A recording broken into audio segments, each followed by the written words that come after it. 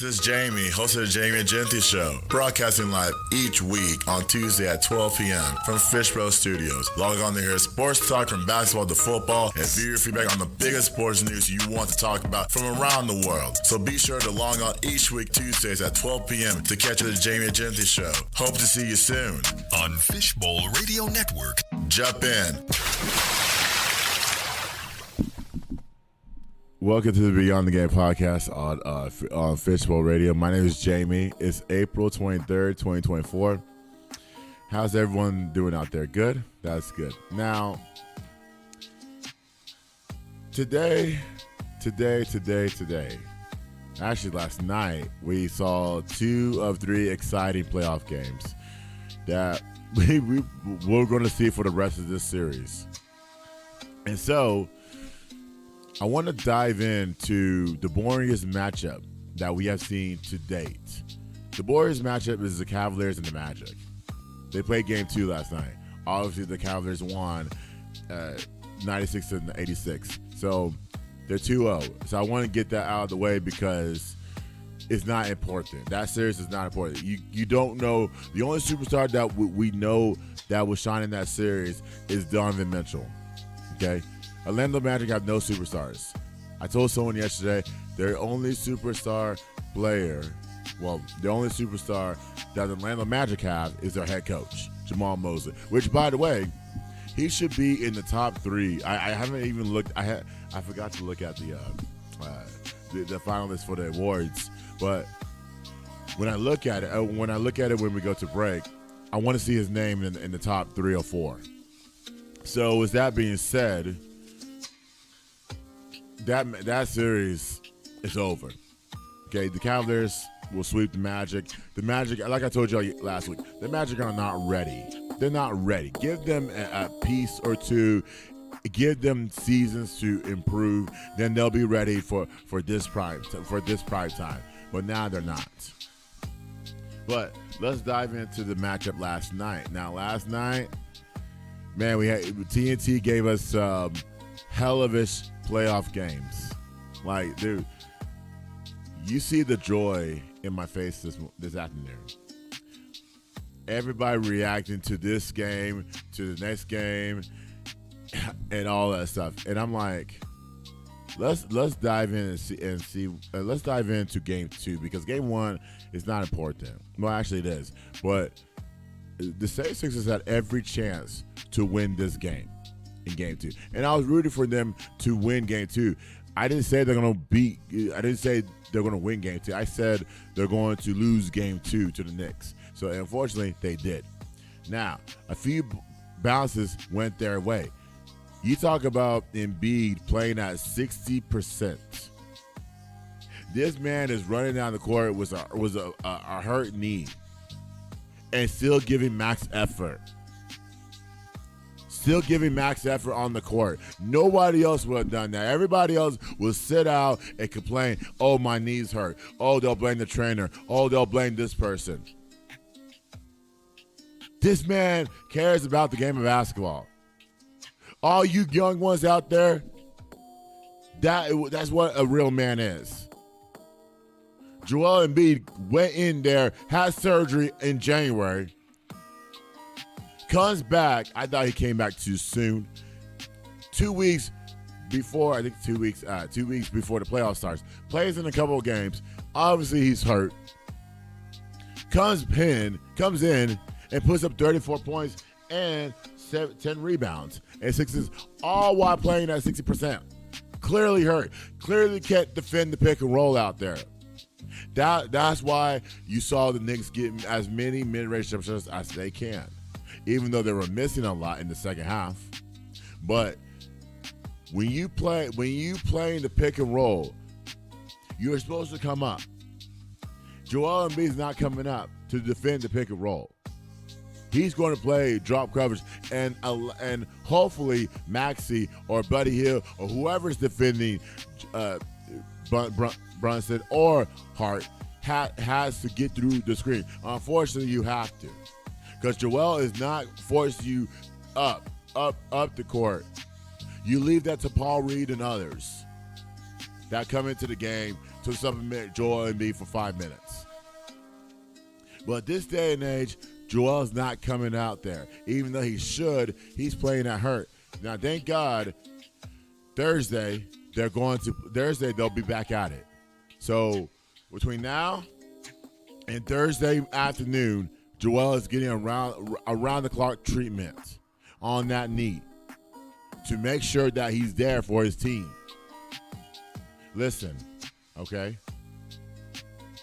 You can blame many things. You can blame the officials.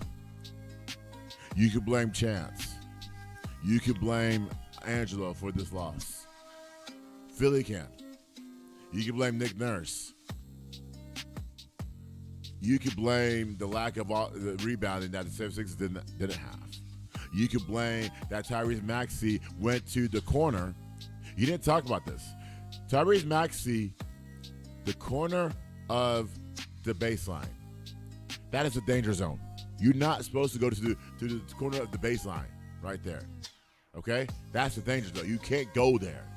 Because, you know why? They're going to send somebody to go trap you in that corner. Kyle Lowry is a vet for a reason. You've been in the league for 18 years. You know that you're supposed to tell Maxey to go to the middle of the court. Why these guys not that's beyond me, man. Kyle Lowry, tell Maxey to go to the middle of the court. Stand there, accept the double team, because they're not going to double. They're going to double to you there, but you're able to use an escape dribble. Then that way, when you catch the ball in the middle of the court, Kyle Lowry comes from out of bounds and receives the ball. They're going to foul you. But you didn't do that. You do it to the corner, which was a mistake. Anybody in the basketball gods would tell you don't throw it to the corner. Because when you throw it to the corner, things happen. And unfortunately, it happened last night. And that's why I tell kids all the time. I said, don't ever throw the ball in the corner. When you're coming from the backcourt, don't throw it at the corner, please. Because you know why? They're going to double to you, and they're going to force you to get the ball out of your hands. That's what happened. So, I guess let's play Nick Nurse then. Nick Nurse was blaming the officials last night and not accepting responsibility. So let's play that clip, please. Hartenstein, the rebound. Hartenstein gets it out to Anunoby. DiVincenzo a three. Bang! Bang! Knicks. Well, did you think you guys had set aside as you thought it was a foul? Did you think you guys had gotten a timeout in? Yes, we did. I mean, everybody on the floor was trying to call a timeout, myself included, Nico, coach on the sideline. But they didn't give it to us. But, forget about the timeout. Obviously, they score. We take a look at getting it in quick. We don't get it in quick. I call timeout. Referee looked right at me, ignored me. Went into Tyrese. I called timeout again. Then the melee started. And, I guess I got to run out onto the floor or do something to make sure and get his attention. But I needed a timeout there to advance it. Would have been good, but couldn't get it. Nick, first of all, there was no time to. First of all, Nick, this is a playoff game. This is a playoff game. You have nothing to lose. What do you mean you don't want to go out there and run on the court and call a timeout? What do you mean? This is a playoff game. You have nothing to lose. That's why Maxey did what he did. You can run on the court and get the officials' attention. If you have to go out there and disrupt Dante DiVincenzo's shot, then yes, do that. But you don't care. It shows in your body language. Did it show in his body language? He didn't care, right? He don't care. It's a playoff. It's a playoff game. Now you're asking to go back to Philly and say, you know what? We're going to get 2. So so the game last night, you're up by, let's say you're up by 2, right? You're up by 2. You call a timeout. Okay, you advance the ball, and they foul you, right? My first instinct is getting on the court. If they call you for a technical foul, yes. Doc Rivers did it in 2010. That's how much Doc Rivers cared about the game of basketball back then. But now, you don't want to do that? Are you afraid? Like to me, it has to mean something. You don't get this game back. You're down 0-2. Now you put the pressure. The pressure's on you. You got to coach this game 3 and game 4. Because the Knicks are saying we can take advantage of Joel Embiid's ineffectiveness to guard us in the pick and roll. We can do that. But I'm sorry. I have to blame it on Nick Nurse because I just, at that point in time, I'm doing everything I can to get the referee's attention. I mean, the official can look at you. Okay, fine. But at the end of the day, you control the team. You have to call a timeout at this meaningful time. Now, the Knicks. Let's play the clip from Dante, please. That's the game winner. Yeah, that's the game winner shot. The one that. Well, did you think you guys had set aside if you thought it was a foul? Did you think you guys had gotten a timeout in? Yes, we did. I mean, Jamal Murray is joining us from Ball Arena. Jamal, can you hear us okay? This is Ernie Johnson. Yes, sir.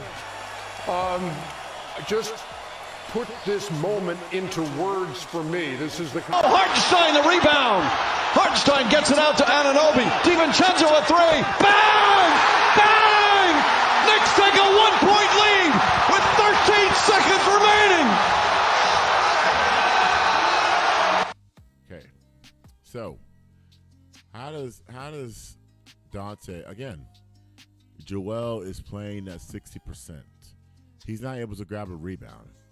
And you're telling me Hartenstein flew in from the free throw line to grab that offensive rebound. That's a huge play. Hartenstein and Josh Hart are making plays. And you can even throw in Deuce McBride shooting the heck out the ball. Even though his shots didn't fall last night, but in game 1 he had 21 points. And I think honestly he's going to be a factor moving forward. Now, does Hartenstein, Hart, and McBride take their game on the road? Do they take it on the road? Jalen Brunson gave you nothing last night. He gave you something, but his shooting wasn't great. So at this point, what do you do now? What do you do now if you're in the Knicks? You're coming off an emotional win. You're up 2-0. What adjustments do you make? Like I said, does Mark McBride, Hartenstein, and Josh Hart take that energy to Philly for 2 games? Because that they need it. You know, Jalen Brunson, he's heavily guarded by Nicholas Batum. You're not getting anything past Nicholas Batum. Like Stephen A., I heard what you said this morning. Yeah, Jalen Brunson's going to be aggressive, but at the same time, Nicholas Batum's guarding him like glue. You're not going to get past Nicholas Batum. I'm sorry. So the Knicks, by any favors in mind, are not in the driver's seat. They're not in the driver's seat. They're barely hanging on. They are barely hanging on. But Philly should. But I did say that Philly should go back home and win Game 3. I'm not going to say Game 4. Remember what I said? I said Game 3. They got to win Game 3. Okay? Because your coach put pressure on you to not get the officials' attention. I'm blaming this game on Nick Nurse. Games like this you don't get back. Now, tonight we got the Pacers and the Bucks. Okay, What did we learn from game one? We learned that the Pacers can't play defense. That's what we learned. That's what we learned in game one. Let me get my notes out.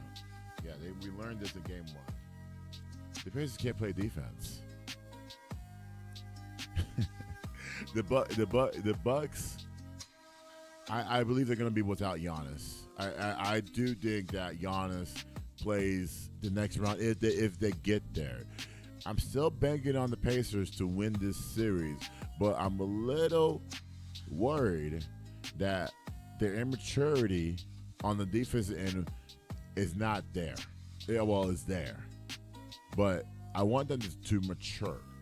I want the Pacers on defense to mature and stop shooting ill-advised shots. Some of those shots in the second half were ill-advised. You just attack the basket, get to the free throw line. When the shots are not falling from the outside, get to the free throw line. You're not an outside jump shooting team. You can go to the basket with Tyrese. You can go to the basket with Miles Turner. Since when did ever Miles Turner, who is from here, become a three-point shooter? I thought he would be playing the back to his basket. But now they have this man shooting a three.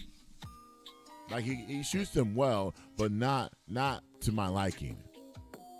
So in this case, you got to understand something. You got to understand that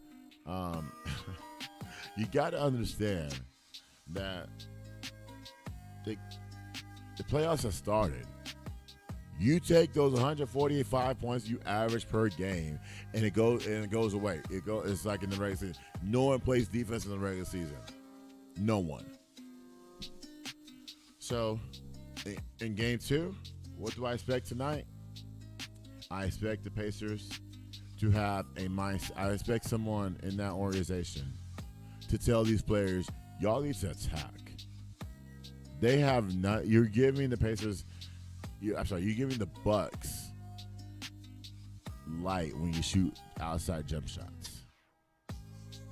So, to me, the game three adjustment for the Pacers, I want the Pacers to defend the three-point line. And I also want Miles Turner to come through. I'm challenging Miles Turner tonight. I'm challenging him tonight, even though he's from here. Now, the Bucks, ball movement, Dame scoring 35 points in game one. They're going to keep doing what they're doing. The only thing I will say is don't give the Pacers any light. Don't give them a chance to come back in this series. Now, it depends on the officiating tonight. I don't know who's the officials in this game, but I want to play a clip from Joel Embiid. Now, LeBron's clip is coming because I'm not happy with LeBron right now. I'm not happy with him right now, and I'm furious at LeBron. I'm more furious at LeBron than Joel Embiid. This man played 60%, half-ass injured. Go look at the film. He's limping all over the courts, but he still scored 34 points. And I'm like, why y'all? Listen, the NBA last week came up with their 36 officials. Whether you like it or not, the NBA said these are our best officials. They're gonna ref every single playoff game. You're gonna live with it. Joel Embiid didn't like it, so let's play a clip from Joel Embiid, please.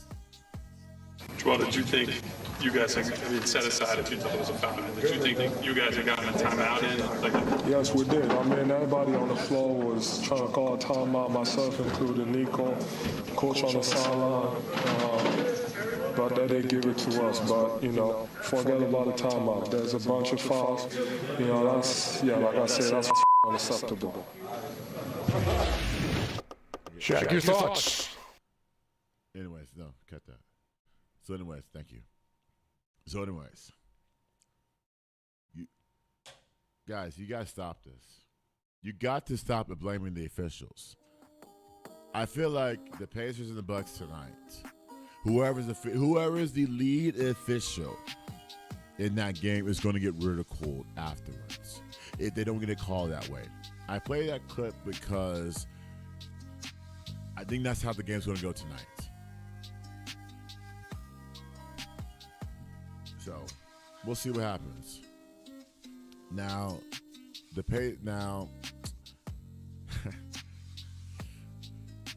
Heat and the Celtics.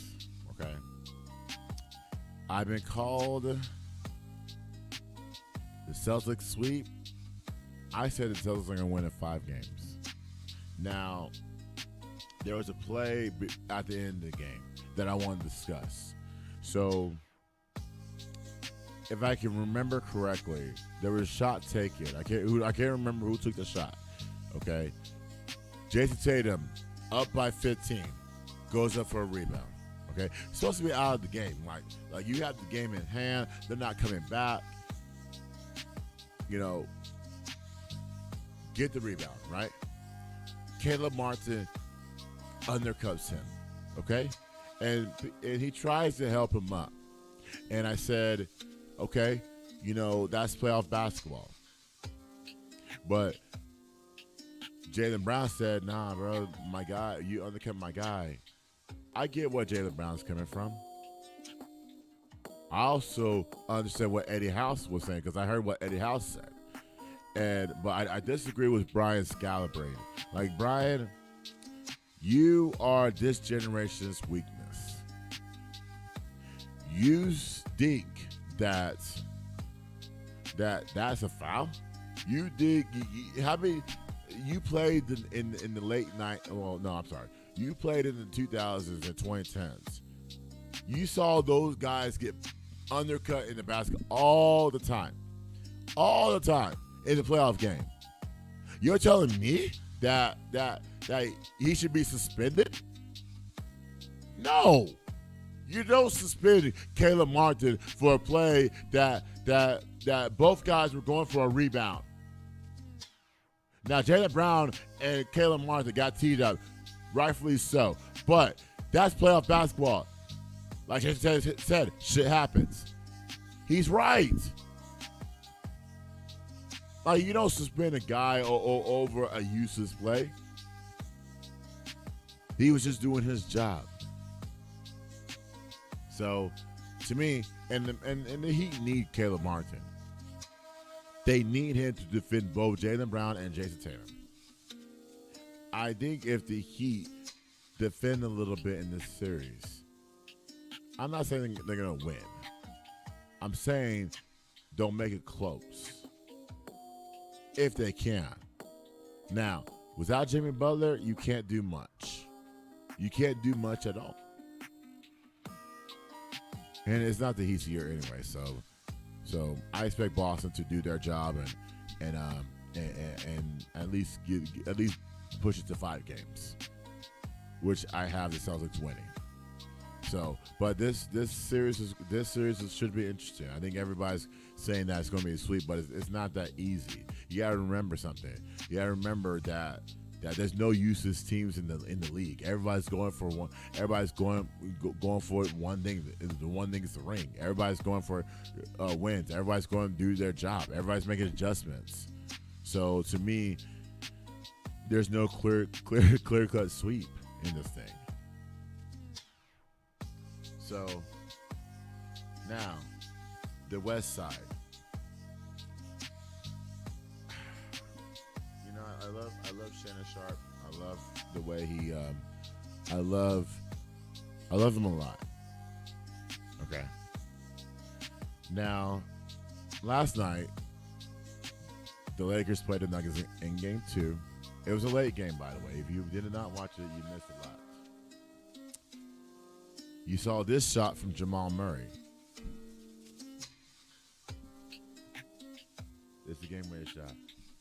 Hey, Jamal Murray is joining us from Ball Arena. Jamal, can you hear us okay? This is Ernie Johnson. Yes, sir. Murray makes a move.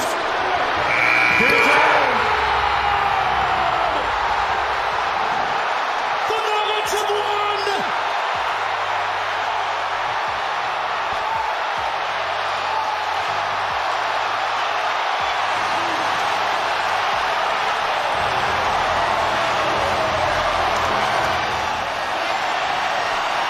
talked about no. Go ahead, Kat. Yeah. So, so that's what happened last night. If you missed this game, I don't feel bad for you. So, the Lakers up by 20 points. You go to bed, fine. The Nuggets kept chipping away. So between the third quarter was 5 minutes left till the end of the game.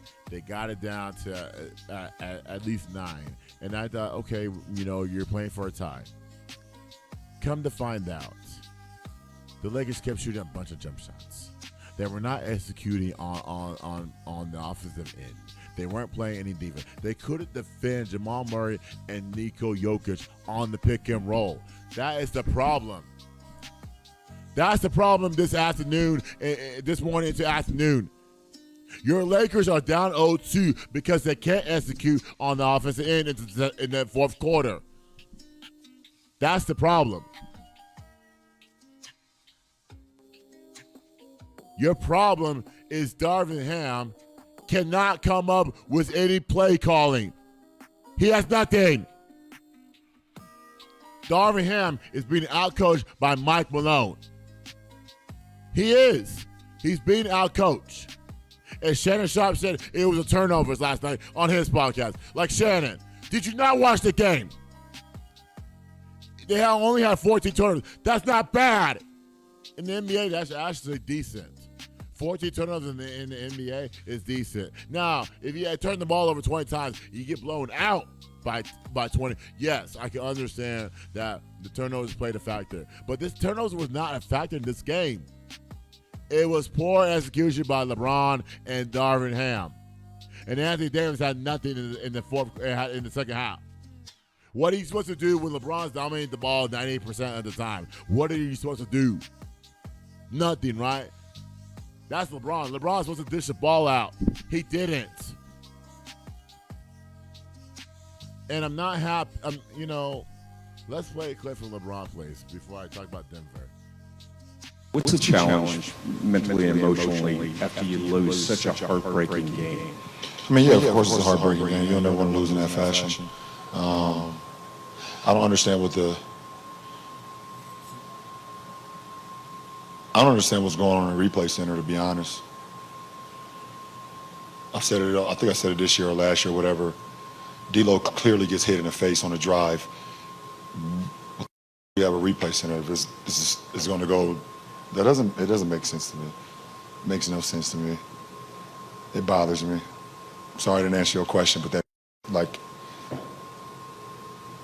and then I just saw what happened with the Sixers Knicks game too.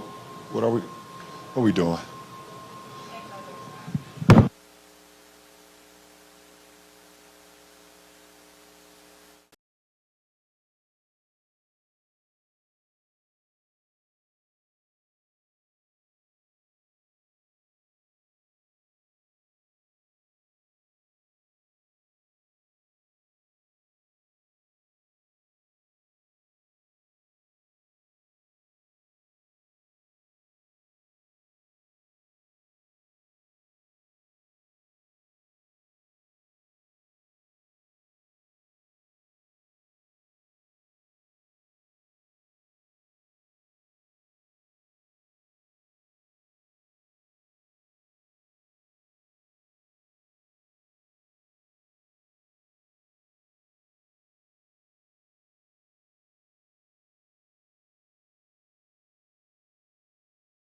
Not happy with you, LeBron.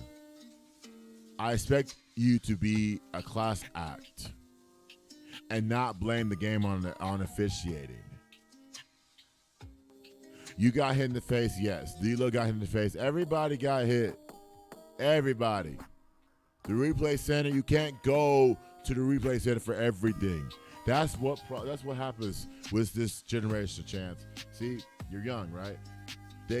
Every player in college basketball, women's basketball, men's basketball, in the NBA, want to go to the replay center. They go to the table and they say, they do like this. They want to review every single thing. It goes out of bounds, let's review it. They call a foul, let's review it.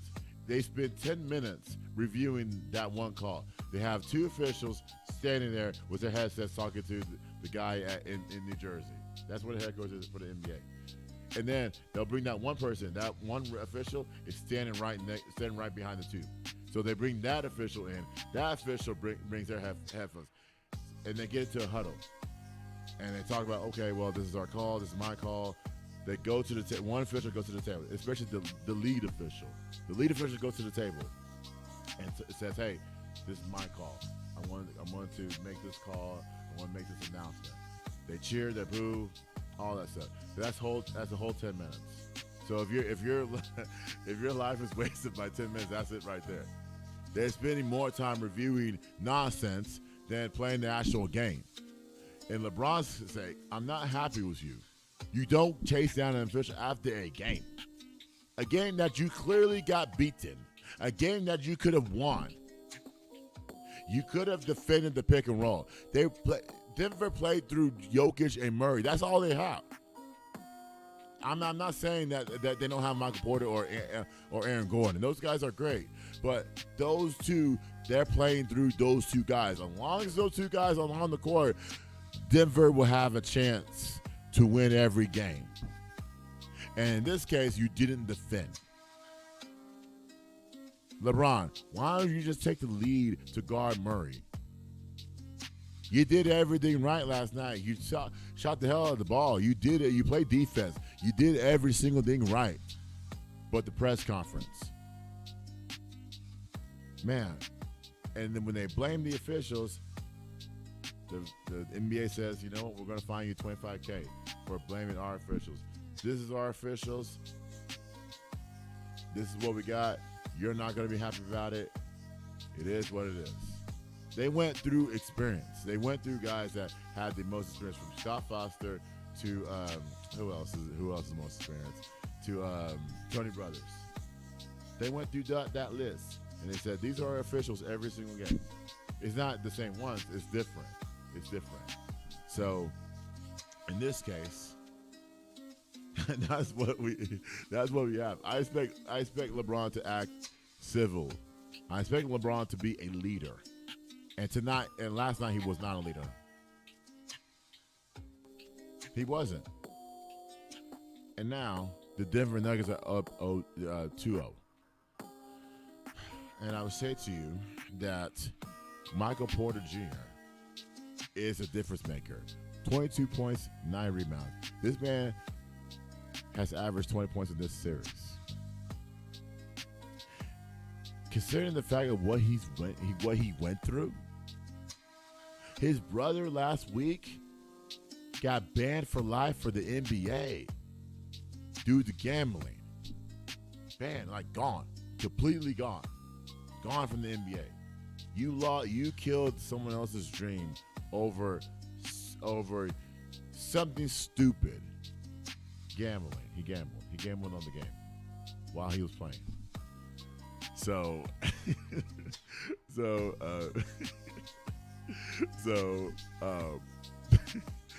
he cost himself. And now you'll see him at the rec center and everywhere playing against and not getting paid against us. He cost himself that. He had a contract with the Toronto Raptors. It could have been a lot more, but now you're out of the league. And I wish you well. Now, his other brother, Corbin, I think it's Corbin Porter. He played at, I can't remember college he played at, but he averaged 11 points a game. He's going to prison for 6 years. DUI. He killed someone. Car accident. He killed someone. He gets 6 years. So your brother's out in the NBA. Your other brother, who averaged 11 points a game, he had promise. He was really good. He's out. He's in prison for 6 years. He killed someone. Poor choices. And now that man still goes out there and puts up 22 points last night. This is the brother, Michael Porter. 22 points. Like, you would think that a guy or a girl would be like, hey, my heart's not into it, my mind's not into it, I'm just going to take a break. He didn't. He played. That's a warrior. And so That's the difference maker in this series. Michael Porter Jr. shooting. Now, you take that to L.A. LA's not going to defend you. LA's not going to defend you. And so, in this case, Game 3, the Lakers have to put this to rest. I'm pretty sure the NBA right now is like reviewing everything. They're going to either find guys or they're going to send a memo out. Or better yet, a 2-point report. And that 2-point report is the findings that the NBA found. So the NBA said, hey, LeBron, you're right. You got hit in the face. That should have been called a foul. They'll do that today, but they wouldn't do it tomorrow because tomorrow everybody's preparing for Game 3 on Thursday. So, you got to put this thing to rest. D'Lo gave you 23 points last night on 7 threes.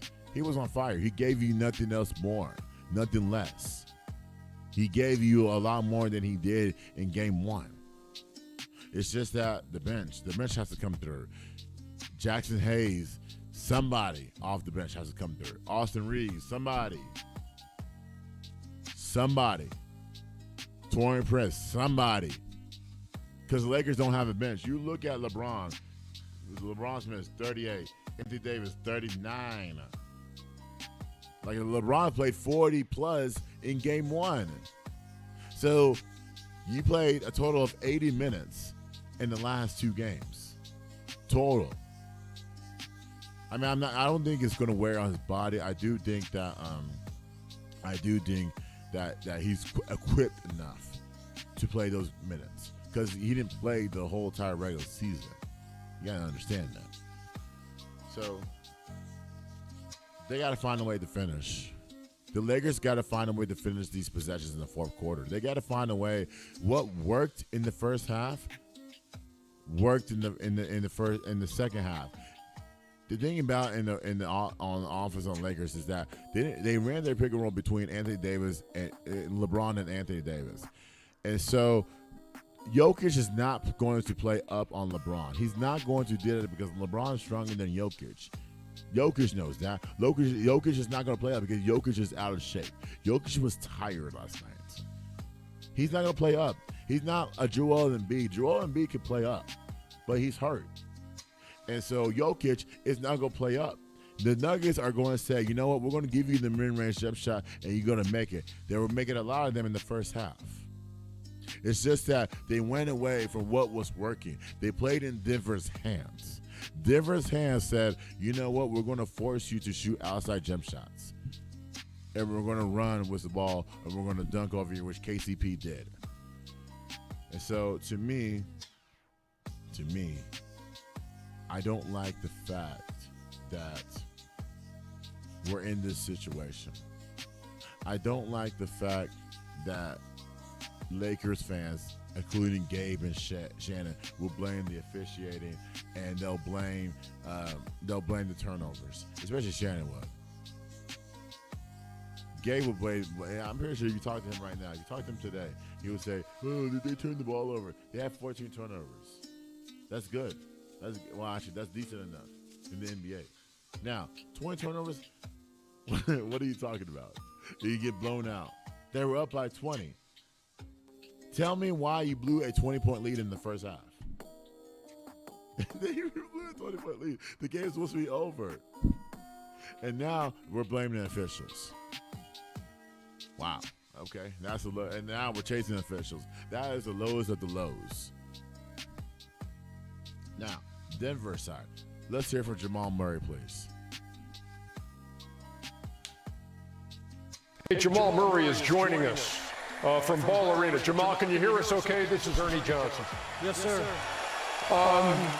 Just put this moment into words for me. This is the kind of stuff you dream of doing in a playoff game. How did this feel and take me through that last shot? Man, I just want to give all the credit my teammates, coaches, pops. I told my teammates when I was struggling, I'm gonna look for y'all. And every single one of them told me to keep shooting, be aggressive, keep shooting. Even when I was throwing up that bullshit floater, They told me just to stay aggressive and keep looking for it, keep hunting it. I had the ball with a few seconds left, and I knew once I made a couple, the next one should go down as well. Jamal Shaq here. I've never had the opportunity to hit a game winner like that. When you saw AD at the top of the key, did you already say to yourself, I'm going to go take 2 dribbles and go to the step back? How does a shot like that work? Well, I think I'm a little lightheaded right now, but I think we went a screen, double screen, and we're trying to figure out if they're going to switch. They switched. I knew I hit a couple shots in AD in history, so I knew he was going to press up if I just kind of look at the rim, and then I just beat him to my spot, and elevated, went through my shot, and I'm thankful enough that was one of the few that went down for me. Jamal, all of us as little kids always shoot that last shot in the driveway or in practice like we're going to hit a game winner. Is this your first ever at the buzzer game winner, or you had more? Maybe in the league, probably one of the first at the buzzer game winners, but I mean, I was in Canada, I was going crazy. I was hitting a lot of those. But it's just funny, man, because, you miss 4 or 5 in a row, you miss 6, 7 in a row. Everybody's telling you keep shooting. You're not missing, you're missing bad on some of them. And then you miss 10, 11 in a row, 12 in a row, and then it's like, man, should I change something? Should I look at something else? But man, my teammates just told me, keep shooting, keep being aggressive. Yoke told me I made a couple, he kept coming back to me. So I just, like I said, if it wasn't for my teammates, I might not even get to that shot. So I did what I could today. I tried to pick it up on defense. I knew I wasn't making no shots. So like I said, it was just a great team win. We all stuck together. They came out hot and firing. And like I said, it was a great effort. Lastly, Jamal, great shot, but now you're on a back-to-back mission. You won it last year. The energy level that it's going to take to win back-to-back, is it changing? Do you feel you guys understand what it's going to take, or what you have to do to maintain that energy to win it back-to-back? We just know we're going to get everybody's best shot. And, we saw here first, they're throwing haymakers. They're playing free. They're playing loose, aggressive. They're playing with a chip on their shoulder. And we're not playing our best. As simple as that. We're not shooting the ball well. We're not playing disciplined enough. And we're still finding a way to I don't even know my percentage. I don't want to know. But, we're just finding a way to get it done and just stick with each other. And that's exactly another prime example tonight. 14 of his 20 points in the fourth quarter, including the game winner at the horn. Jamal Murray, thank you much. And thanks for, I know you're gassed. Thanks a lot for putting the headset on, man. Great game, brother. Appreciate you. So anyways, that's Jamal Murray. So my last point on the Nuggets. So my thing is, when LeBron took that matchup with Murray, why did they switch? Jokic set what was called a ghost screen, and he rolled, and Anthony Davis took the blunt. So they switched it, which to me, I don't think you switch. I think LeBron is a lot thicker. LeBron should have stayed with him. And they switched the screen and allowed Jamal Murray to get to his spot. And I don't know why. I don't know why LeBron decided to go with Jokic. I don't know why. But anyways, Jamal Murray has a game-winning shot. And I don't know. I can't say it's over, but I do see the Lakers getting a game in this series. I don't know if it's going to be game 3 or game 4, but I do see them getting a game in this series. They did everything right again. Game 1 was no different. Game 2 was no different. You did everything right. The only thing is you just need to finish. That's it. And Darvin Ham is being out-coached in this series, which I have a question for Darvin Ham.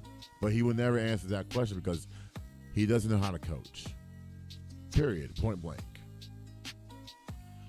All right. So tonight's matchup, the Suns and Timberwolves. Okay? Now, the Timberwolves blew out the Suns 120-95. And as you heard, Anthony Edwards came after KD calling the old ass, you know what, and calling him all the things, which I love. And so, to me, to me, Anthony Edwards is the next superstar. Now they were comparing him to MJ and all that stuff, and I'm like, you have a point there, but it's not close. I want to see more from Anthony Edwards. He has the drive, definitely has the drive to win, but I want to see him produce in a game that you got a bunch of vets that could come back and make their amends. You have Devin Booker, who went 5 for 16 in the first in game one. You got Bradley Beal, who only had 10 shots. And I know Kevin Durant's going to take a bunch load of those shots, but in order for the Suns to have a chance, you got to have Bradley Beal involved. And Bradley Beal can't have 10 shots. I'm sorry. Devin Booker can't go 5 or 16. That's basically all they have. I mean, Grayson Allen is not even getting the ball. The Timberwolves said, we're going to defend you. And they defended every single piece of Grayson Allen. So you got to keep the Timberwolves in front of you in game 2 tonight. And I do think this game will depend on who starts off first. Does Devin Booker get his game going? Does Kevin Durant say, you know what? When I'm doubled, I'm going to kick it out to Grayson Allen. I expect him to hit shots. And this is going to be a Grayson Allen game tonight. If Grayson Allen scores 10-plus points, the Suns win. The Suns win. It's better to go tied at 1 to be down to 0-2.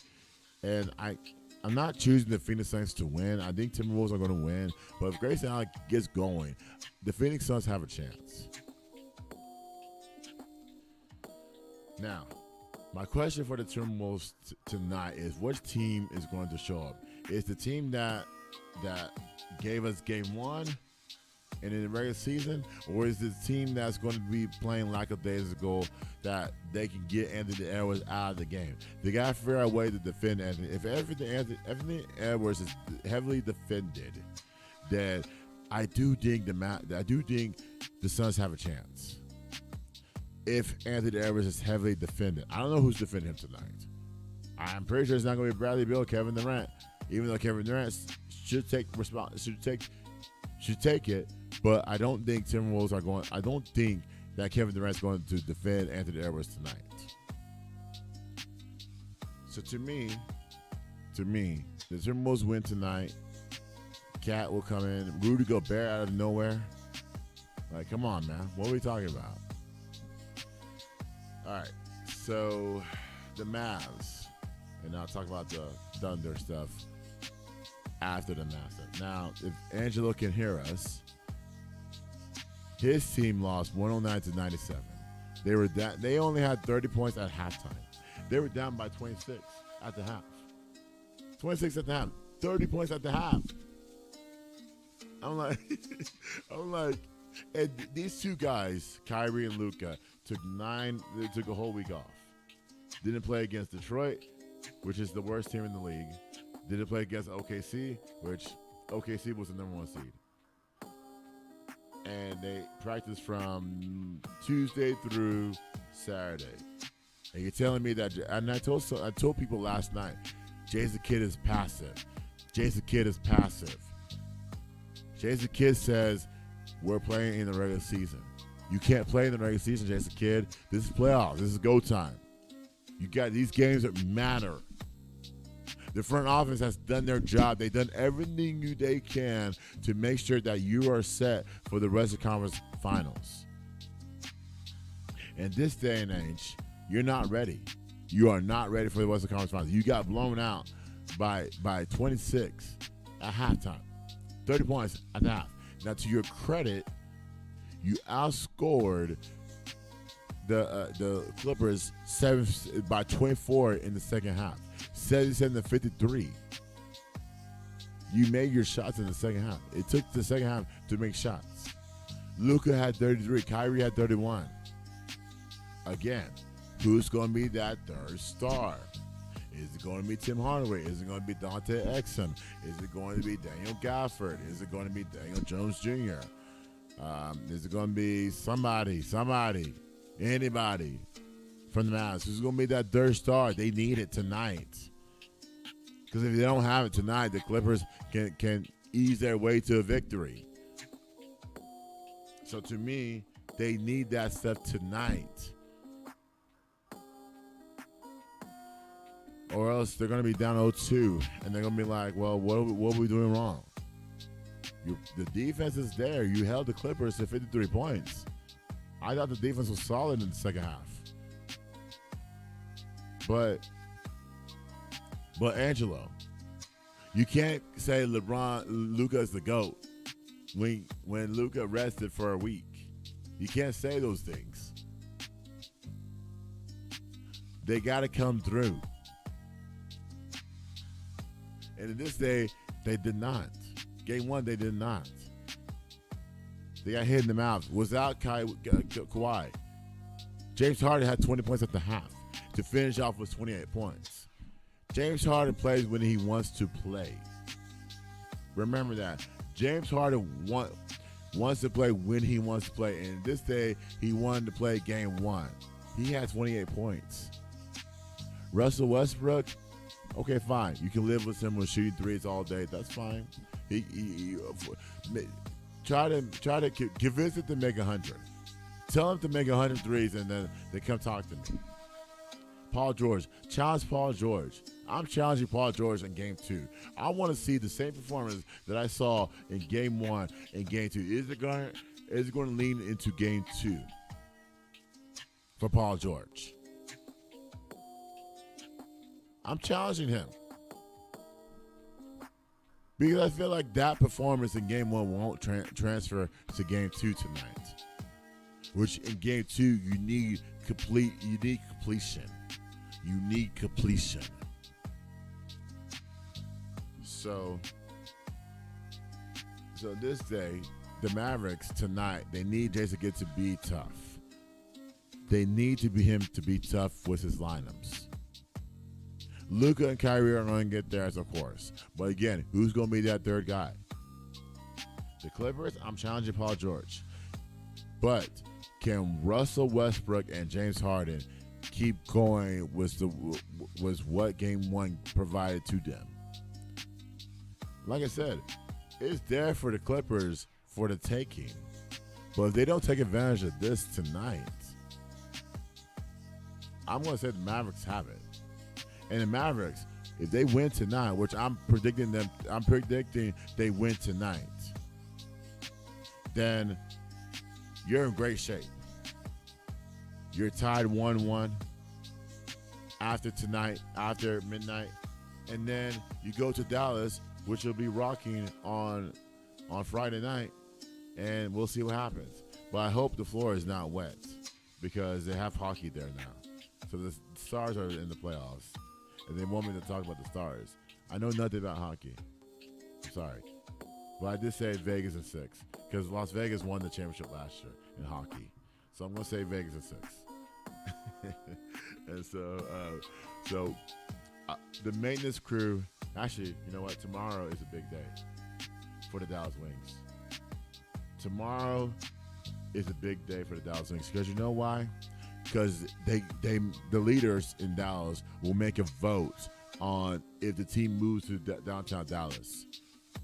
It's basically like an auditorium. They're moving to an auditorium, which is stupid because you got to have space. Like they're treating that team like that. You don't move the Cowboys to the stadium to Frisco, and so but majority of their headquarters is in Frisco. Majority of it, the practice facility, the restaurants, everything's in Frisco, but they're in Arlington. It's like, but yet the Wings play at a college town at UTA. We're not talking about the AAC or the Dickies Arena. We're talking about an auditorium. That these leaders say, you know what, we can dust this up, we can clean the floors and all that stuff, and we can put a basketball court in there for the ladies to play. That doesn't bring fans. That doesn't bring fans at all. And so that's what we're going to vote on tomorrow. But we'll see what happens. Anyways, I hope the maintenance crews in Dallas cleans up the floor well. I don't want to see any slippage. I don't see anything like that. I want them to spend all night cleaning that floor, doing everything they can to make sure they have a workable floor. Make sure that players can move their feet defensively, and make sure that the fans are not sitting on ice. Because they're playing at American Airlines Arena on ice, and so it's ridiculous. and so now let me talk about this OKC and Pels series.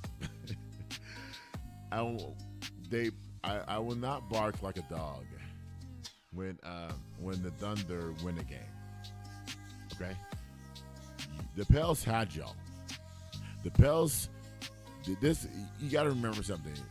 The Thunder were up by 10 with 7 minutes left in the game on Sunday night. Okay? The Pels kept chipping away. They kept chipping. They kept making shots. Anytime the Thunder made a run, the Pels answered their runs. So to me, it kind of leans towards the Pels a little bit, don't you think? And I forgot to bring that clip for Brandon Ingram. So it kind of leads towards the Pels, don't you think? If I'm leading if my whole offense is running around Shai Gilgeous, and you're telling me that J-Dub or Jaden Williams, the taller center, that doesn't want to bang down low with Valanciunas or Larry Nance for that matter, the Pels have this. Without Zion, they have this. They have this series.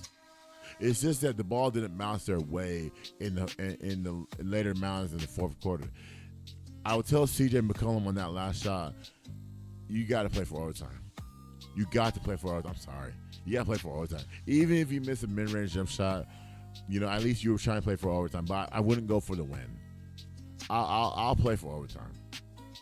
These coaches, I can understand you building momentum. I get it. But you got to understand the situation. You weren't going. The Thunder didn't do their job defensively, and to me, I'm not a big fan of barking like a dog in the playoffs. That's childish to me. After the interview with Stephanie Reddy did with Shai Gilgeous, after the interview, they barked like a dog, and I'm like, why? That's the motto. They bark like a dog. As the Thunder Sixers lightly more. They bark like this is a playoff game. Everybody's serious in the playoffs. That was a tough team they were playing against. Like, come on now. You could have lost that game. Would you be barking like a dog then? But you're not dogs. In this day and age, you're happy with a victory. You got to go to the locker room and make adjustments. Or the next day, go to practice, look at the film, and make adjustments from there. This series is far from over. The Thunder are not the best one seed in recent history. In history, the number one seed take care of business. They take care of business. The Thunder did not. The Thunder didn't take care of business in Game 1. So, to me, the Pels, all they need to do Game 2 is keep doing what they're doing. They killed them with the penetration to the basket. And they were hitting wide open three-point shots. They were driving to the basket. They were grabbing rebounds. Larry Nance was a dog on the board. That's who needs to be barking like a dog. Larry Nance Jr. was on the boards last night, on Sunday night. Valanciunas was dominating down low. It's just that his fouls were creeping up. That's why you had to put Larry Nance in the game. And so, to me, the Pels have this. The Thunder don't. They're begging on Shai Gilgeous to bail them out. But the Thunder have to show some type of physicality in this series, or else this series is over before you know it. So, my adjustment for Game 2 on the Pels side is you got to make sure that the last possession you got to play for overtime. And I hope it doesn't get to the last possession because coaches tend to make the stupidest mistakes possible. So I hope they play for overtime. That's number one. Number two, keep doing what you're doing. Trey Murphy had 21 points in game one. Trey Murphy needs to keep shooting the ball like crazy. Valanciunas needs to keep down low. Larry Nance needs to be the energetic guy. So these Thunder players are going to fool around and bark like dogs and not grab the rebound. The Pels, you could average 20 offensive rebounds a game in this series alone. The Thunder are not ready for this. The only person that's ready is Shai Gilgeous.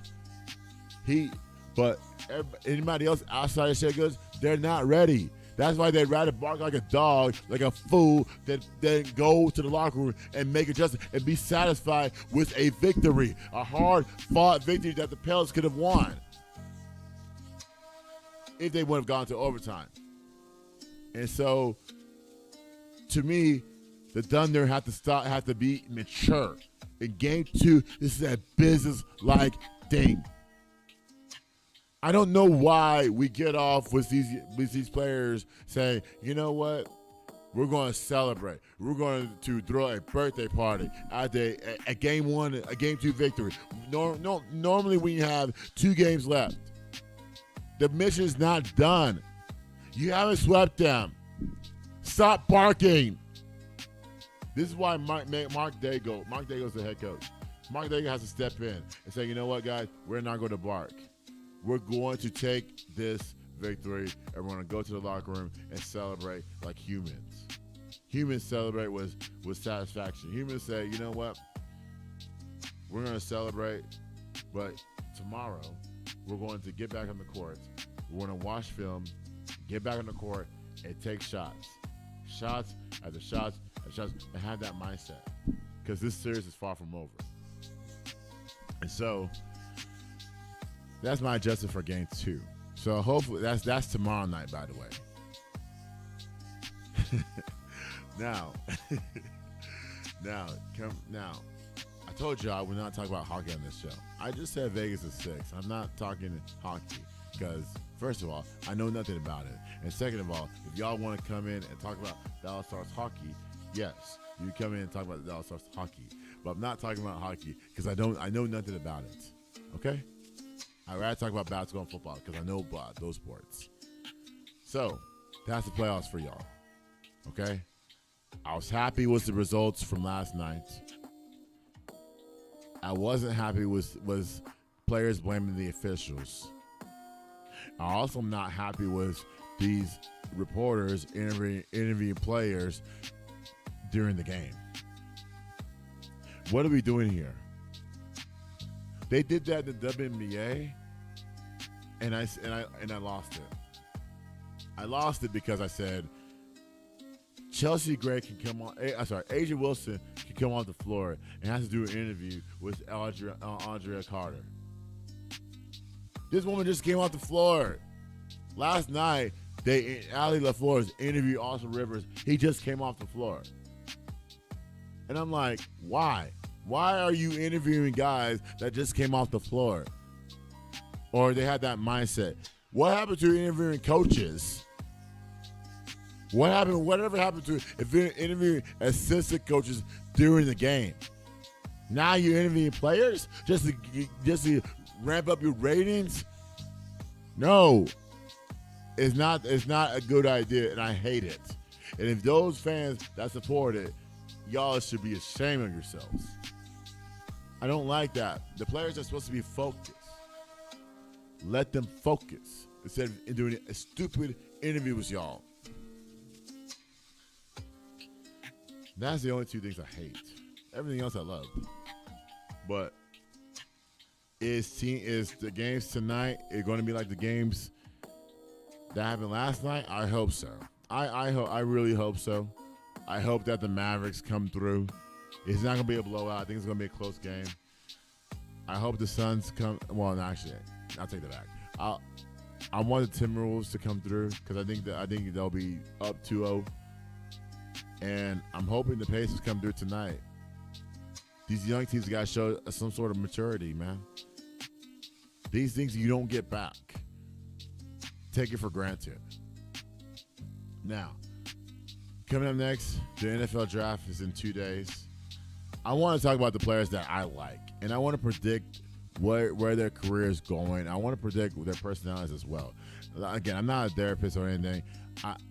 I'm excited about this draft because I looked at it numerous times from April on, and I said, you know what, this is the best draft in history.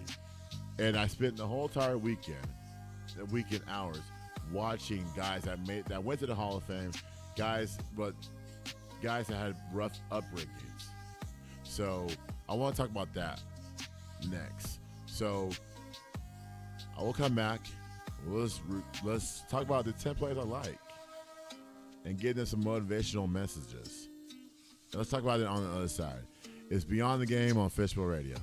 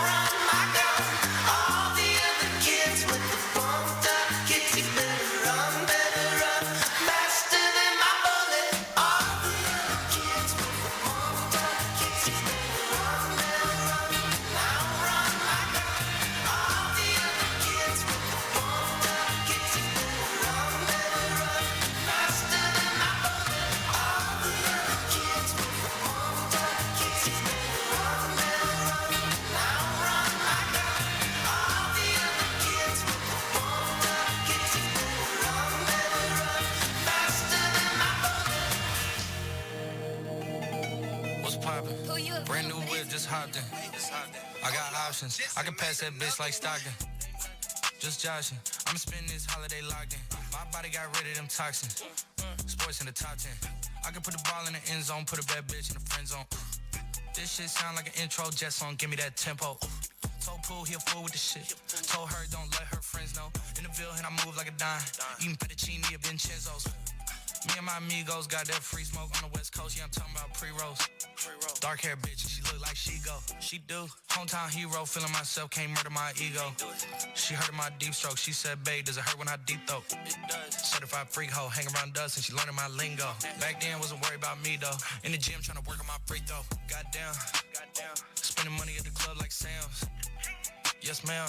She a little freak on cam. But she don't put this on the ground. Little boys trying to diss on the ground. Hey, I can't switch on the fan. Shit's hot, hit the switch on the fan. This where my head is. I feel resentment from every direction. Even some homies be wearing expressions. I be discouraged from sharing my blessings. We used to share a connection. Now it just feels like it's wearing and stretching. I'm getting real sick of taking advice from people that never could stare at reflections. Somewhere in there is a lesson. Y'all ain't involved and it's very depressing. I'm at the club with the basketball team. Me and the Cardinals are sharing a section. Gotta cherish the present. I'm drinking water and wearing protection. Got a career and I'm very invested. Some people call it a scary obsession. I like to call it a passion. I can be sitting relaxing. PG, we getting some traction. I'm at the venue, it's packed in. I'm digging her accent. I got a BB Simon belt on me and she tryna get it unfastened. That's my type of distraction. That's my type of she Latin. Got my own flow and I'm about to get a patent. Brand new sheets for the bed they satin. Y'all wasn't tuned in back then. My swag they keep jacking. I ain't doing no verse, quit asking. What's poppin'? Brand new whip, just hopped in. I got options. I can pass that bitch like Stockton. Just joshing. I'ma spend this holiday locked in. My body got rid of them toxins. Sports in the top 10.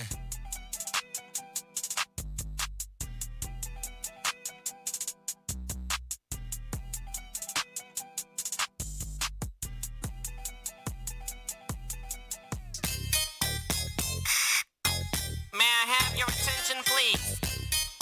May I have your attention, please? Will the real Slim Shady please stand up? I repeat, will the real Slim Shady please stand up? We're gonna have a problem here. Y'all act like you never seen a white person before. Jaws all on the floor like Pam, like Tommy just burst in the door. We started whooping her ass worse than before. They first were divorced, sewing her over furniture. It's the return of the... Oh, wait, no, wait, you're kidding. He didn't just say what I think he did he? And Dr. Dre said... Nothing, you idiots. Dr. Dre's dead. He's locked in my basement.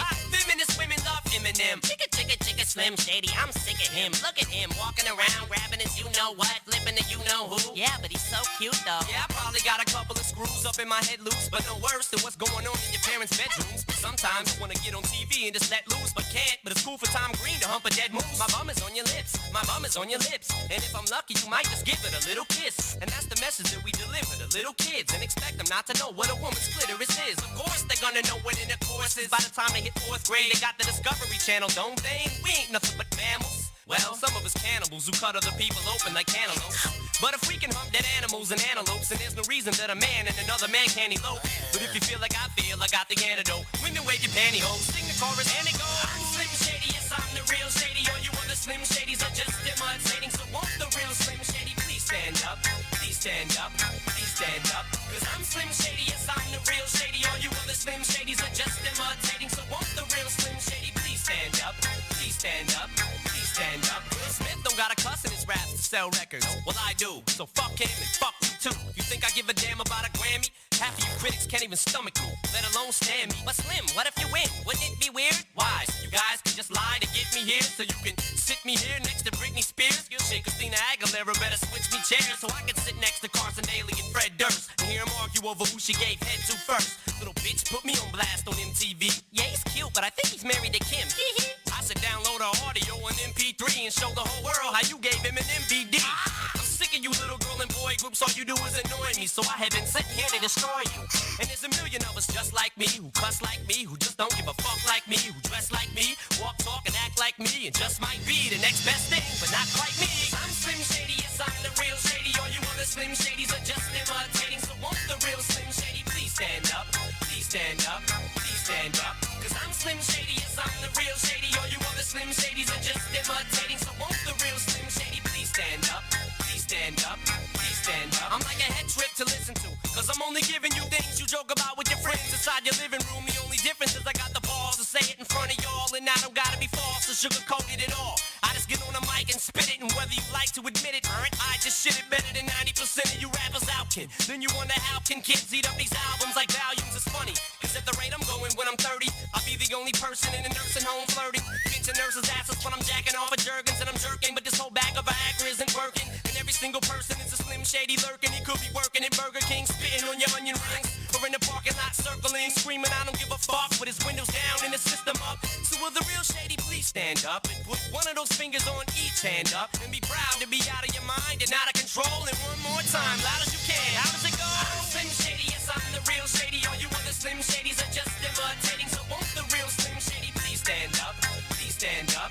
Please stand up. Cause I'm Slim Shady, yes I'm the real Shady. All you other Slim Shadys are just imitating. So won't the real Slim Shady please stand up? Please stand up. Please stand up. Cause I'm Slim Shady, yes I'm the real Shady. All you other Slim Shadys are just imitating. So won't the real Slim Shady please stand up? Please stand up. Please stand up. Cause I'm Slim Shady, yes I'm the real Shady. All you other Slim Shadys are just imitating. So won't the real Slim Shady please stand up? Please stand up. Please stand up. Yes, it's a Slim Shady in all of us. Okay. Let's all stand up.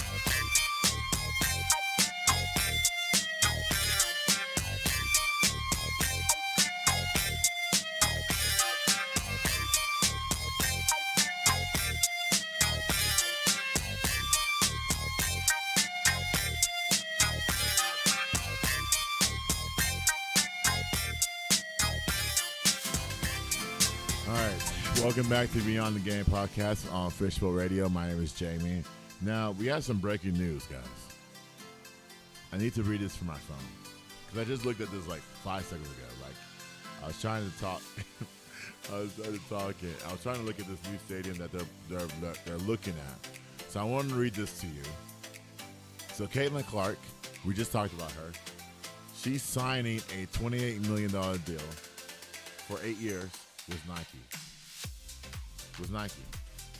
So, but she will have a signature shoe. Come on with it. So, my question is, yeah, I'm happy for her. However, does it come with men's? Can I get it in a size 18? I mean, you gotta have you gotta have something for men, right? You can't have women's shoes. Yes, you can want to wear Caitlin Clark shoes. Yes, absolutely. But if I want to wear Caitlin Clark shoes, can I get those in a men's size 18? I get LeBron's easily. I can get anybody else. But can I get Caitlin Clark shoes? Like, no other player has any signature shoes outside of Juju Watkins has it, and I can't remember her shoe mate. But that's the news that I want to bring to y'all because, and I'm still reading on it. But it's 28 for 8 years. I'm like, oh my gosh, you can't break that. So I'm interested to see what shoe comes out. I'm interested to see who's going to stand in line for it and all the things. And so, nonetheless, the NFL draft, okay?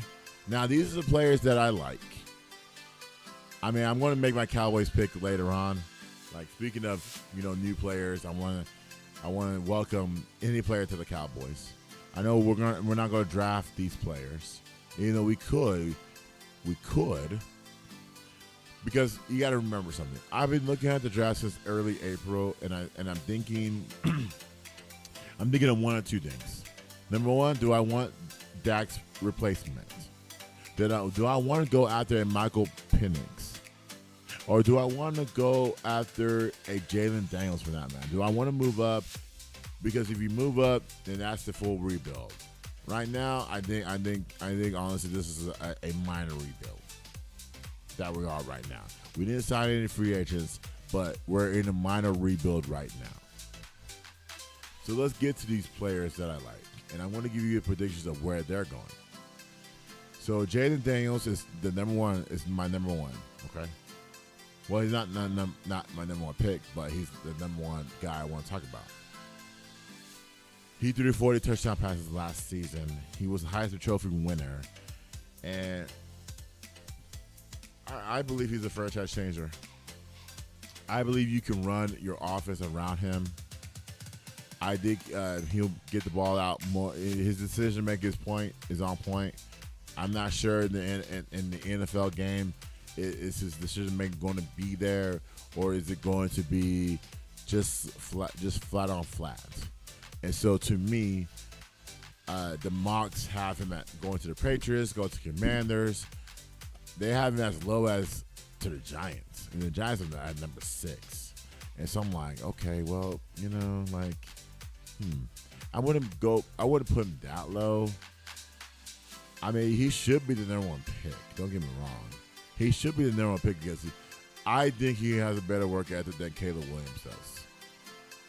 I also think he has a better work ethic than Drake May. So if you were to ask me a question about Jalen Daniels, where he should go, I think the Commanders is the best fit for him. You talk about a franchise that's been down in the dumps for 5 to 6 years. No, well, actually, they went to the postseason in 2020, and then but during those times they were down in the dumps from anything outside the locker room to in the locker room. Head coach getting fired, going after our defensive coordinator Dan Quinn, and then going after our assistants and Joe Witt Jr. and getting rid of Eric Bieniemy. This should be, and going for Cliff Kingsbury, I do think that Jalen Daniels fits this team. Now, if you go with Drake May, I don't think he's going to last in the league. I don't think that's my personal opinion. It just depends on the work ethic.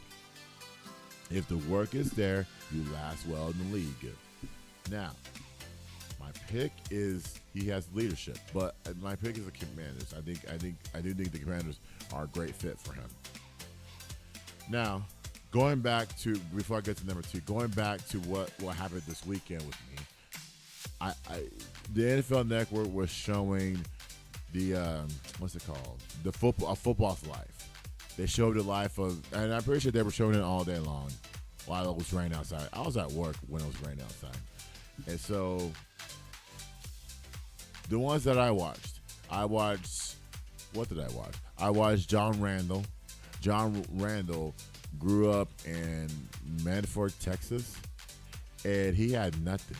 Like, this dude had an outhouse, a shower where you had to put the can down and shower yourself. That brings a whole new meaning to where you grew up from. And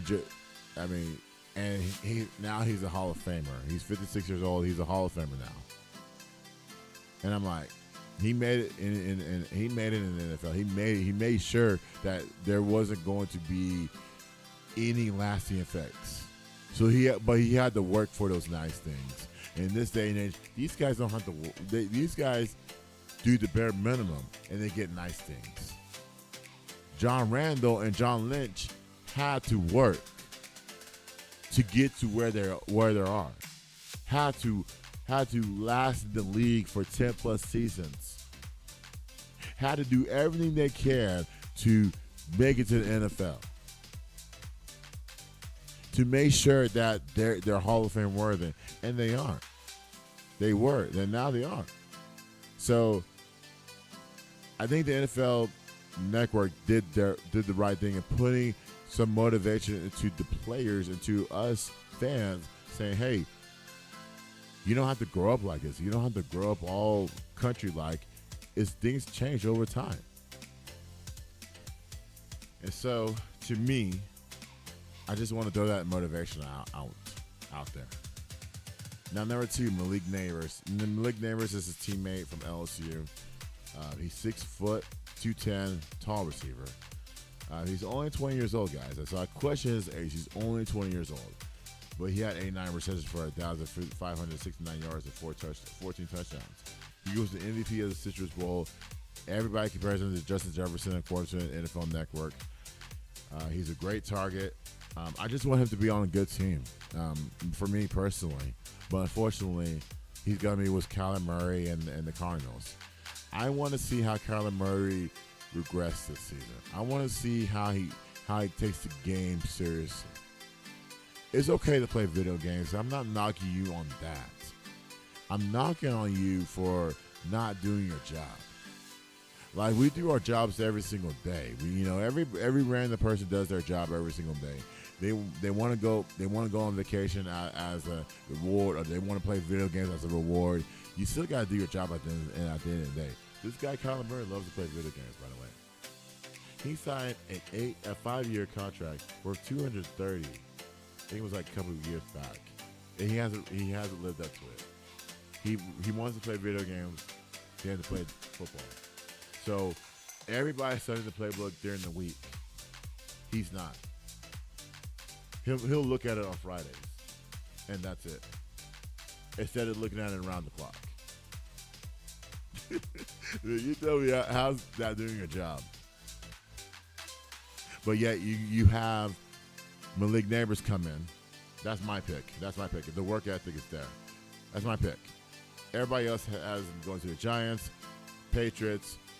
My pick is the Cardinals. I think he's a good fit. Number 3, Dallas Turner, edge rusher, 6'3", 247. He ran at 4.47 in the 40-yard dash. Hey, he was a 2023 Defensive Player in the SEC. He's from Alabama, by the way. Speed and athleticism is the key to success. He can play coverage in the NFL. The only thing I'm curious about is do they move him? Well, actually, I don't think they'll move him. I think honestly, you keep him on the line and see what he does on the line. I think that's a better fit for him. But again, the work ethic starts in the weight room. His arms are too skinny for me. And I'll be in the weight room with you, Dallas. I'll be in the weight room with you. I want to be there with you. But I do think that over time you got to get stronger. You got to get stronger. But that's in year 2. I do think that once you knock out the kinks in the NFL, you get to minicamp, OTAs, I think it's training camp, or that mini break that they have in the NFL. Then you get to OTAs. So not the OTAs, training camp. I expect him to not hit the ground running right away, but I do think that he'll make an impact at some point during the season. But in year 2, I expect a different player from him. My pick is the Bears, and focus is key. So you stay focused, you stay to the task at hand, you're going to last in the league. Number 4, Latu. That's how you pronounce his name. 6'5", 259, edge rusher. He ran a 4.46 in the 40-yard dash.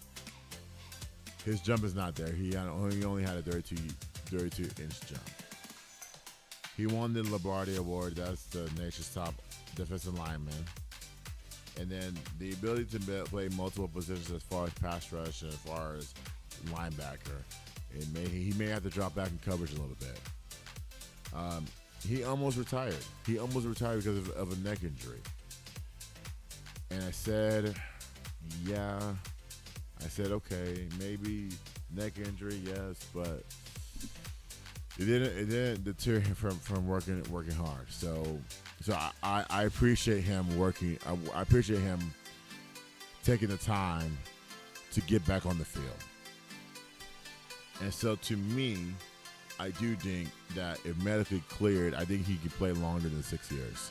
I wrote down 6 years because I do think that those injuries creep up on you a little bit. You can ask Sean Lee, you can ask Leighton Vander Esch, you can ask Luke Kuechly. But nonetheless, I was the best trainers in the world that you're around with, and the best mindset that you have. If you want to play, if you want this, you want to play on the field for long term, then you have to do your job right by being available. So this day and age, this day, I have him going to the Broncos. I think trading Bradley Chubb was odd enough. And then trading in the years past, you got rid of DeMarcus Ware, Brandon Gregory. You got rid of those guys. And you need a pass rush to start your team. What better way to bring in a Latu that determines that? So, we'll see what happens. Number 5, J.C. Latham, Alabama offensive tackle, 6'6", 359. He started all 14 games at right tackle. Now, when I was listening to the G-Bag Nation, Zach Wolchuk and Brian Broaddus, Zach Wolchuk loved this guy. Loves this guy. I heard it. It was a few weeks back. He loves this guy, and I love him too. I do think that you need a replacement for Tyron Smith. I think playing the left side won't be as difficult as playing the right, because if you put him on this Cowboys team, I do think he's your left tackle. You keep Smith at left guard. I don't want him to play inside. His strength is protecting the outside runs. So if it's the right tackle or left tackle, I want him there. The Cowboys cannot make this mistake. They cannot make this mistake by drafting the wrong guys. Because you got to remember, we didn't do anything in free agency. I mean, free agency is still going on. Guys are still getting signed left and right, privately. But at the end of the day, if we're going to rebuild, let's hit on our drafts right away. Let's hit on the draft. Let's do the things possible to make ourselves look good in 2024. Because I can tell you right now, if we don't execute this rebuild well, and I'm talking about going to the NFC Championship. I'm not talking about the Super Bowl. That's long gone. I'm talking about the NFC Championship game. Then, at some point, someone's got to do something. Sell the team, fire the coach. That's the easy part, fire the coach. But selling the team, and then with Dak, his contract situation, let me tell Cowboys fans something. When you sign Dak to a long-term deal, you're not getting rid of him, no matter how bad he plays. I wish that, honestly, for me, I wish that Dak took the game personally than he is right now. The way the case is going right now, which I think it was moved. Yeah, it was moved. It was moved, if I can remember. It was moved. And so, to me, you got to understand that Dak is taking this personally than he is on the field. There's a difference there, guys. And you know, I understand it. But if he kept the same attitude that he's trying to do right now versus the field, then you see the results. But J.C. Latham, the Cowboys won't draft him, but I do just see him going to the Colts. The Colts need some offensive line help. They also need a player that is well respected. And I think J.C. Latham is well respected in any locker room he goes to. And so I want somebody to value the state of Indiana like Caitlin Clark has done. Caitlin Clark has gotten those fans in Indiana.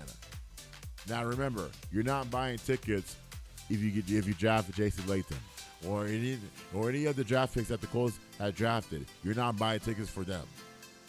You'd rather buy tickets for Caitlin Clark than for J.C. Latham or any other draft picks they draft. The NFL draft is a big deal. It's a big deal. People are not going to buy tickets for these players because they know nothing about them. So we'll see. But I wouldn't mind him going to the Cowboys. Number 6, there's another one. Graham Burton, the 6'5" center from Duke. He's a little more athletic than J.C. Latham. And I'm not asking J.C. Latham to be athletic. I'm asking him to take his game to the next level. He could play center. Now, back to Graham Burton. He could play center or left tackle. I don't want him to play guard. If the Cowboys draft him, I want him to play center. He has great hands despite shorter arms, body control, and picking up blocks. Steelers, and I want him to challenge himself. I want him to challenge himself to be the best. At where the Steelers throw at or any other team throws at him. Excuse me. Throws at him. So I want, and also if you get drafted by the Steelers, I want to see some youth on the line. I want to see guys that are like they're 36 years old or 37. I want to see a mixture of youth, veterans, youth on the line. Number 7, Chop Robinson, 6'3", 254, Penn State, 448, 40-yard dash, 35 vertical jump. Wow. Chop. Wow. That's a nice name to have. He reminds me of Micah Parsons. So here's the thing. If the Cowboys draft this guy, Chop Robinson, I don't think you're drafting him for drafting his replacement. I don't think he's drafting your replacement. I do think that you're drafting him to play at a different position. You're not. I do think you're drafting him at a different position. So, to me, Chop doesn't fit on this team, and that was my pick, honestly. I didn't want another Michael Parsons on this team. I wanted an actual linebacker. And he's not, he can play linebacker, but that's actually a lot. So footwork needs to be there, and also strengthening his upper body. Again, that's a year 2, year 3 type of thing. If you spend more time in the weight room, then I do think that it's going to happen. And I like the Chiefs. I like the Chiefs. The Chiefs haven't had any pass rushers in a long time. They're relying on one person to run their pass rush, and it's not going to be good enough if they want to repeat long term. And so, to me, I want the Chiefs to attack this and be resilient, Chop. Be resilient. Because they have you in the second round as of Friday. They have you in the first round, second round, late second round, third round. So it's tough. It's tough. Those guys who worked the NFL draft room, watched the film on every player and all that stuff, it's tough. It's tough. So number 8, Tyler Guyton, another player that I like. Oklahoma, 6'8", 322.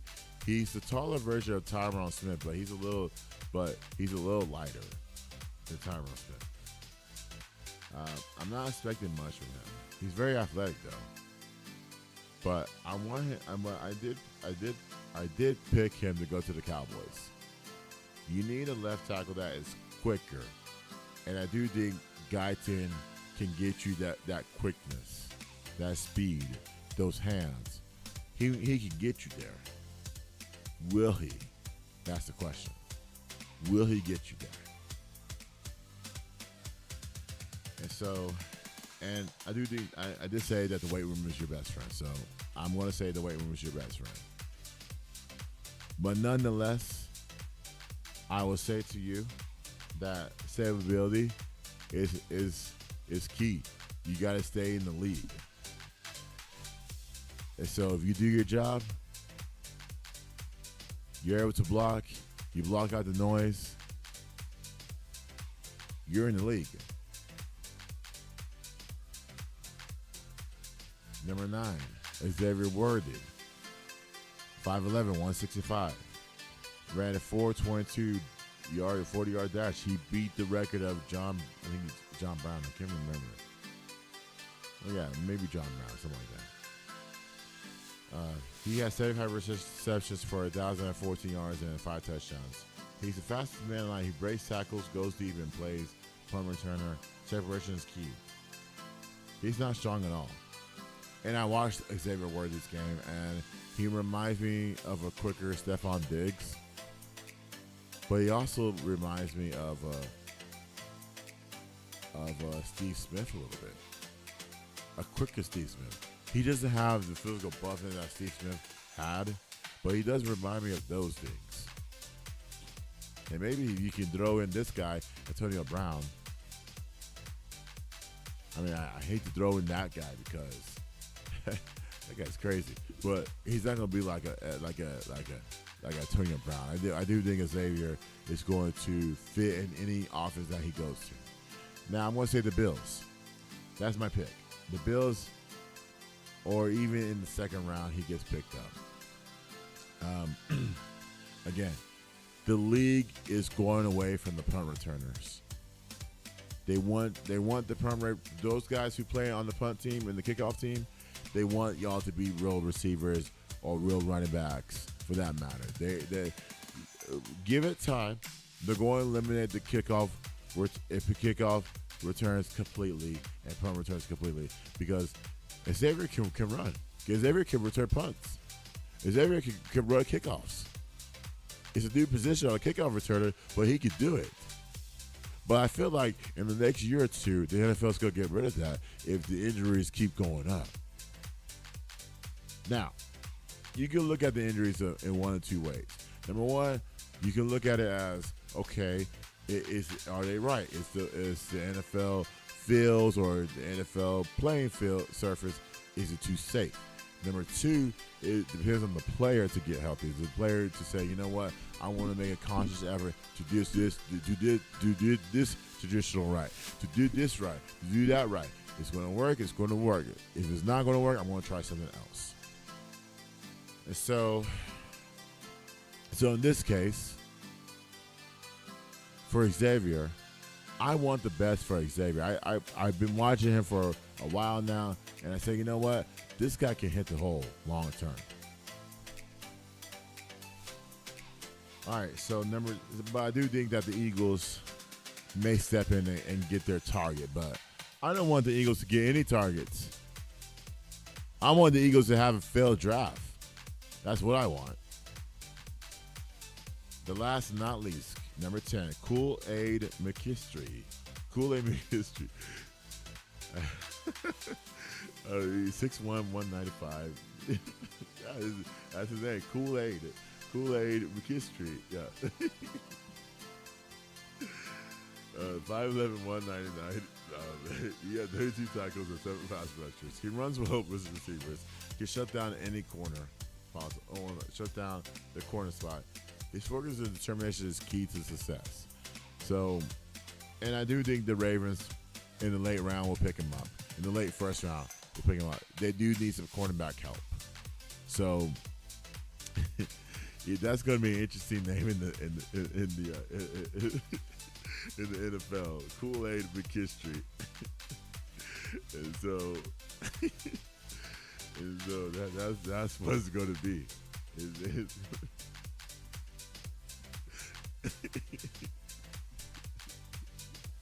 And so you can't go wrong with that. All right, so that's the top 10 that I have. But my ultimate Cowboys pick, after saying all that, because we do need a linebacker, we do need a left tackle, we need a running back, which we can get a running back in the second or third round. What else do we need? We need a defensive tackle. Like every year, we need a defensive tackle. Great. We need a defensive tackle every single freaking year. We have lost every single defensive tackle to free agency or or not good enough. But unfortunately, we need a defensive tackle to keep this run defense in bay. BS. I don't like that. So, to me, looking at all these players, I'm not going to go after Michael Penix Jr. because you're going to tell Dak he can walk. And if they draft a quarterback, I'm going to be so mad. I love Dak. You shouldn't draft a quarterback if you're committed to Dak at all. Because I don't think in time Dak has time to educate another player outside of Trey Lance. But it's the Cowboys. Cowboys make stupid decisions, right? And so we'll see. But my ultimate pick is Tyler Guyton. I want the Cowboys to go after the 6'8", 322 Tyler Guyton. I do think he fits well on this team. I do think the left tackle is important. I don't want Smith to move to the left tackle, even though he excels well at that position. But Tyler Guyton is my pick, and we're gonna go from there, man. That's my honest pick. I'm not sure if the Cowboys are gonna go after that, but that will be my pick, and I'm hoping they make the right choices. I'm hoping. And that's the whole entire draft. I hope the Cowboys make the right choices. And then next week, we'll come back and recap it all. See what the Cowboys needed to do. See how these rookies fare in minicamp. See how the NBA playoffs, Game 3s and Game 4, there may be a Game 5 in there. I'm not sure. Oh, there may be a Game 5 in there. We'll see. But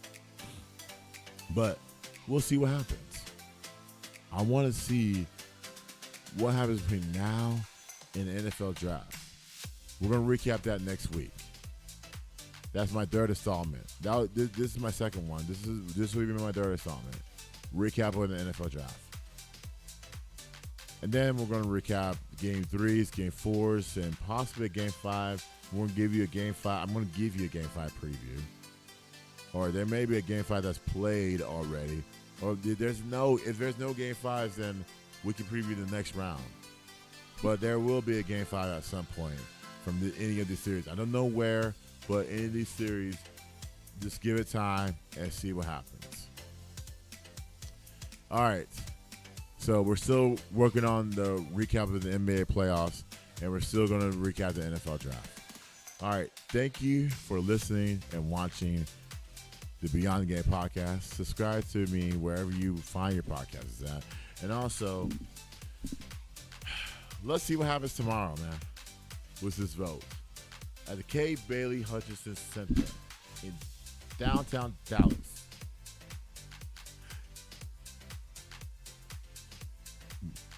So are you going to move your office over there? And are you telling me that because they literally, they emailed me and said, hey, we're all working from home. They said, hey, and I haven't heard from them since. This is tickets. They said, hey, I can give you ticket information, no email. So I don't care. Anyways, let's see what happens, and hopefully there's a good verdict, but I hope it doesn't pass. I hope it does not pass. But if they want to do it in East Dallas or wherever Dallas that is, okay, fine. But like I was telling Chance, you got to attract all bases. You got to attract Frisco, you got to attract Fort Worth, you got to attract Dallas, you got to attract the mid-cities as well. We'll talk about that next week. All right, thank you for listening and watching to the Beyond Game podcast on Official Radio. Thank you guys. Take care, everyone. See y'all next week.